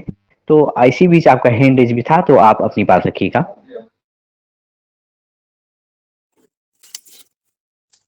ये सलमान ओम, सदन को नमन। यद्यपि आज की योगाहारी कक्षा का तो समय पूरा हो गया है, 8:30 बज चुके हैं, और इसमें समय की सीमा का विशेष ध्यान रखने का है। मैं कितना भी करूं। जी, और आप अपनी टिप्पणी के साथ, आदरणीय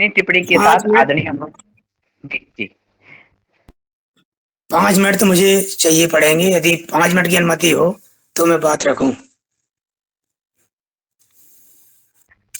हाँ, सर, ये है कि आज समय आगे बढ़ चुका है। कल आपकी टिप्पणी कल स्वागत रखेंगे।